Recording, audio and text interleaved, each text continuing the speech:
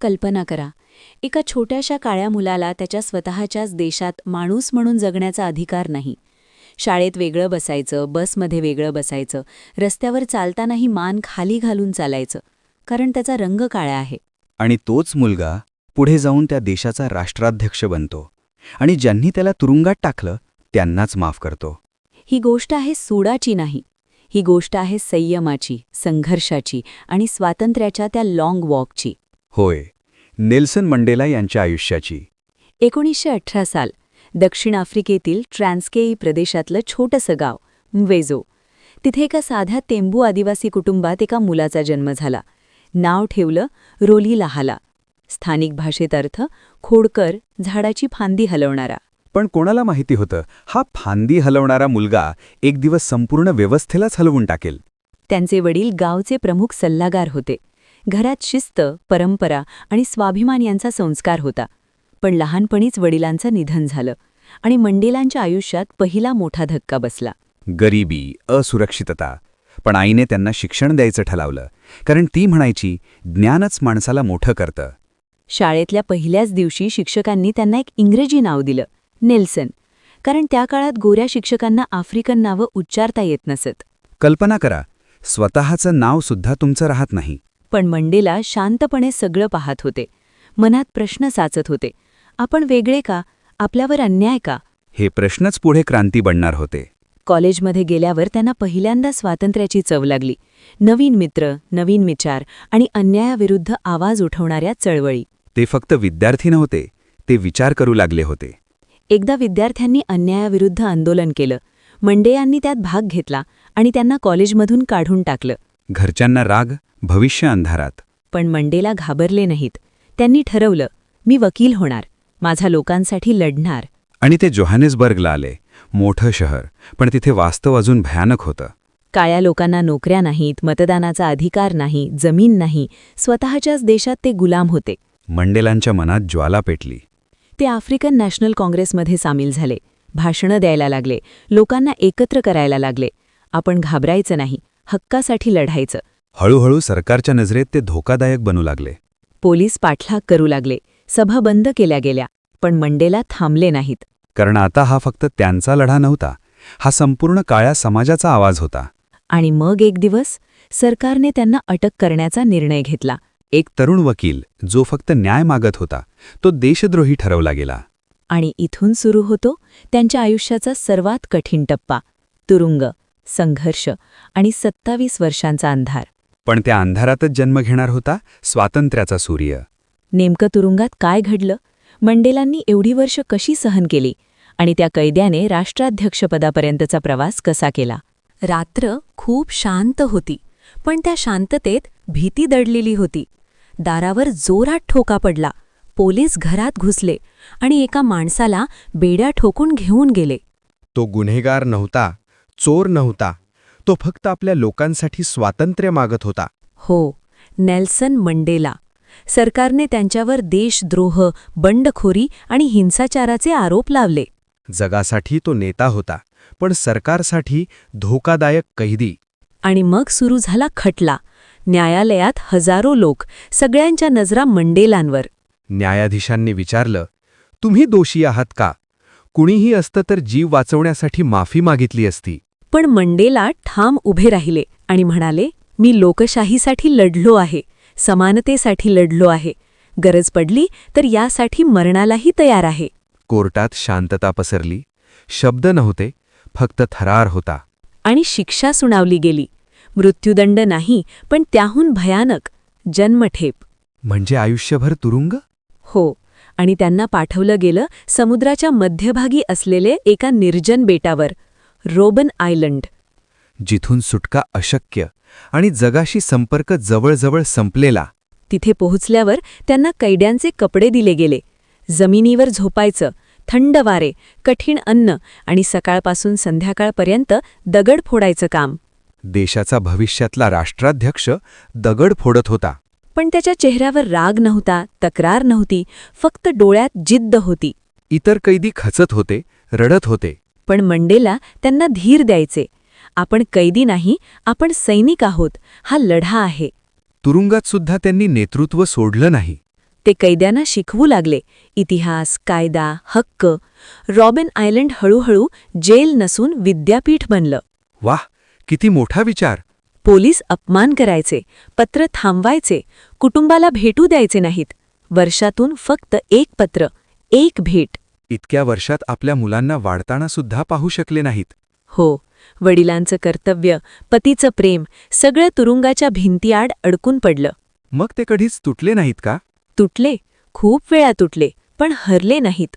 रात्री एकटे असताना ते स्वतःलाच सांगायचे, जर मी हार मानली तर माझ्या लोकांची आशा संपेल. म्हणजे त्यांनी स्वतःसाठी नाही, लोकांसाठी जगायचं ठरवलं. हो, आणि म्हणूनच 5 वर्ष, 10 वर्ष, 15 वर्ष असं करत करत 27 वर्ष निघून गेली. 27 वर्ष, आयुष्याचा अर्धा भाग. हो, पण बाहेर काय घडत होतं माहिती आहे? संपूर्ण जग त्यांच्या नावाने आंदोलन करत होतं. फ्री नेल्सन मंडेला. म्हणजे कैदेत असलेला माणूसच आशेचं प्रतीक बनला होता. सरकार घाबरलं. त्यांनी ऑफर दिली, हिंसाचार सोडा, आम्ही तुम्हाला सोडू. कोणीही असता तर लगेच हो म्हणाला असता. पण मंडेलांनी उत्तर दिलं, माझं स्वातंत्र्य माझ्या लोकांच्या स्वातंत्र्याशिवाय अपूर्ण आहे. काय व्यक्तिमत्व होतं. आणि मग एक दिवस 27 वर्षांनंतर तुरुंगाचं मोठं गेट हळूहळू उघडलं आणि सूर्यप्रकाशात एक उंच, शांत, हसरा चेहरा बाहेर आला. नेल्सन मंडेला मुक्त झाले होते. पण खरी गोष्ट आता सुरू होणार होती. तुरुंगातून बाहेर आलेला हा माणूस देश कसा बदलणार? सूद घेणार की क्षमा करणार? आणि कैदी ते राष्ट्राध्यक्ष हा प्रवास कसा झाला? लोखंडी गेट हळूहळू उघडलं. 27 वर्षांनंतर पहिल्यांदा सूर्यप्रकाश त्यांच्या चेहऱ्यावर पडला. हातात बेड्या नव्हत्या, पण पाय अजूनही त्या आठवणींनी जड झाले होते. इतकी वर्षे अंधारात राहिलेला माणूस बाहेरच्या जगाला कसं सामोरं गेला असेल? जग बदललं होतं, लोक बदलले होते, पण एक गोष्ट बदलली नव्हती, लोकांच्या मनातली आशा. मंडेला येतील आणि सगळं बदलेल. म्हणजे ते आता फक्त नेता नव्हते, ते प्रतीक झाले होते, स्वातंत्र्याचं प्रतीक. हो, तुरुंगाच्या बाहेर हजारो लोक जमले होते. मंडेला, मंडेला अशा घोषणा आकाशात घुमत होत्या. कोणीही असता तर रागाने पेटून उठला असता. ज्यांनी मला 27 वर्षे कैदेत ठेवलं त्यांना धडा शिकवतो असं म्हणाला असता. पण मंडेलांनी जे केलं ते इतिहासात सुवर्णाक्षरांनी लिहिलं गेलं. ते म्हणाले, मी जर राग घेऊन बाहेर आलो तर मी अजूनही कैदीच राहीन. मला माझं मन मोकळं करायचं आहे. म्हणजे त्यांनी सूड नाही, क्षमा निवडली. हो, त्यांनी गोऱ्या लोकांनाही हात दिला. आपण शत्रू नाही, आपण एकाच देशाचे नागरिक आहोत. वाह, किती मोठं मन लागतं यासाठी. देशात अजूनही वर्णभेदाचे कायदे होते, अन्याय होता, पण आता लोकांच्या हातात नेता होता आणि त्या नेत्याच्या हातात संयम. मग पुढे काय झालं? मंडेला आफ्रिकन नॅशनल काँग्रेसचे प्रमुख बनले. सभांमध्ये भाषणं करू लागले. लोकांना सांगू लागले, आपण शांततेने जिंकू, द्वेषाने नाही. लोक ऐकत होते? फक्त ऐकत नव्हते, त्यांच्यावर विश्वास ठेवत होते. गावोगावी, शहराशहरावी मंडेलांचं नाव आशेचा किरण बनलं होतं. पण सरकार सहजासहजी मान्य करणार नव्हतं ना? नाही, पण आंतरराष्ट्रीय दबाव वाढत होता. संपूर्ण जग दक्षिण आफ्रिकेवर बहिष्कार टाकत होतं. शेवटी सरकारला गुडघे टेकावे लागले. म्हणजे इतिहास घडणार होता. हो, 1994 साल दक्षिण आफ्रिकेच्या इतिहासातील पहिल्यांदाच काळे आणि गोरे सगळ्यांना मतदानाचा अधिकार मिळाला. पहिल्यांदा समान हक्क. रांगा लागल्या होत्या. ज्यांनी आयुष्यभर मतदान पाहिलं नव्हतं ते आज अभिमानाने उभे होते. काहींच्या डोळ्यात अश्रू होते. आणि त्या मतपेटीत फक्त मत नव्हतं, तर वर्षानुवर्षांची वेदना, आशा आणि स्वप्न होतं. निकाल लागला आणि संपूर्ण जगाने ऐकलं, नेल्सन मंडेला दक्षिण आफ्रिकेचे राष्ट्राध्यक्ष बनले आहेत. कैदी, राष्ट्राध्यक्ष, काय प्रवास आहे हा? ज्या तुरुंगात ते 27 वर्षे होते तिथून थेट राष्ट्राध्यक्ष भवनात. आणि त्यांनी पहिल्यांदा काय केलं माहीत आहे? त्यांनी आपल्या शपथविधी सोहळ्याला त्या तुरुंगातील काही गार्ड्सनाही बोलावलं. ज्यांनी त्यांना त्रास दिला त्यांनाच? हो, कारण ते म्हणाले, माझा देश सुदावर नाही, क्षमेवर उभा राहील. खरंच, म्हणूनच ते महान झाले. त्यांनी देशात समानता आणली, वर्णभेदाचे कायदे संपवले, लोकांना एकत्र आणलं. दक्षिण आफ्रिका नव्याने जन्माला आली. म्हणजे त्यांचा लाँग वॉक आता संपला होता का? नाही, प्रवास अजूनही सुरूच होता. कारण नेता होणं सोपं, पण माणूस राहणं कठीण. आणि राष्ट्राध्यक्ष झाल्यावर त्यांचं आयुष्य कसं होतं, त्यांनी जगाला काय शिकवलं? कैद्याच्या गणवेशातून बाहेर पडलेला तो माणूस आज राष्ट्राध्यक्षांच्या सूटमध्ये उभा होता. समोर हजारो लोक, कॅमेरे, टाळ्यांचा कडकडाट, पण त्याच्या चेहऱ्यावर अभिमान नव्हता, फक्त शांत हास्य होतं. कारण त्याला सत्ता नको होती, त्याला फक्त न्याय हवा होता. हो, राष्ट्राध्यक्षपदाची शपथ घेताना त्यांनी एकच गोष्ट मनात ठेवलं. हा देश फक्त काळ्यांचा नाही, फक्त गोऱ्यांचा नाही, हा आपल्या सगळ्यांचा आहे. ज्या देशात वर्षानुवर्ष द्वेष पेरला गेला होता, तिथे प्रेम पेरणं किती कठीण असेल. पण मंडेला तेच करत होते.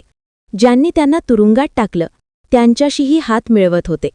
ज्यांनी अन्याय केला त्यांनाही माफ करत होते. म्हणजे ते बदला घेत नव्हते, इतिहास बदलत होते. हो, त्यांनी ट्रूथ अँड रिकन्सिलिएशन आयोग सुरू केला. लोकांना सांगितलं, भूतकाळ विसरू नका, पण द्वेष सोडा. बोलून मोकळे व्हा आणि पुढे चला. किती मोठी विचारसरणी. सुडाने देश फुटतो, पण क्षमेने देश जोडला जातो. राष्ट्राध्यक्ष असूनही ते अगदी साधं आयुष्य जगत होते. मोठेपणा नव्हता, गर्व नव्हता. लहान मुलांशी खेळायचे, लोकांमध्ये मिसळायचे. खरंच ते नेता नव्हते, ते कुटुंबातील ज्येष्ठासारखे होते. एकदा कुणीतरी त्यांना विचारलं, तुम्हाला तुमच्या 27 वर्षांचा राग येत नाही का? आणि त्यांनी काय उत्तर दिलं? ते हसले आणि म्हणाले, जर मी भूतकाळाचा राग धरून ठेवला तर माझं भविष्य हरवेल. वाह, किती साधं पण किती खोल वाक्य. 5 वर्ष त्यांनी राष्ट्राध्यक्षपद सांभाळलं आणि मग स्वतःहून पद सोडलं. सत्ता सोडली? हो, कारण ते म्हणाले, नेतृत्व म्हणजे खुर्ची पकडून बसणं नाही, तर योग्य वेळी पुढच्या पिढीला संधी देणं. खरंच, म्हणूनच ते महान ठरले. वय वाढत होतं, शरीर थकत होतं, पण त्यांचा संदेश जगभर पोहोचत होता. शांतता, समानता, मानवता. संपूर्ण जग त्यांना मदिबा म्हणून प्रेमाने हाक मारू लागलं. आणि 2013 साली तो महान योद्धा शांतपणे या जगाचा निरोप घेऊन गेला.